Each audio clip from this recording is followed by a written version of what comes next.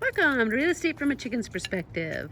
Ladies, I know you're a little bit disappointed because you met with your lender and they suggested you work on your credit repair for about another 4 to 6 months. And then you'll be right where you need to be in order to find your dream home in the price point range that you're looking for.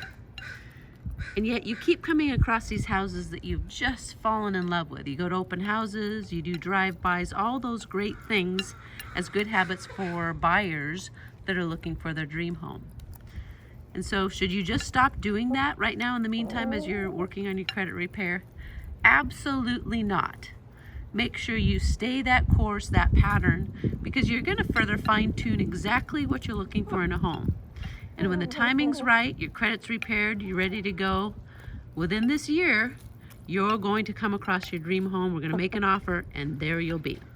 So we'll see you next time on Real Estate from a Chicken's Perspective. Have a great day.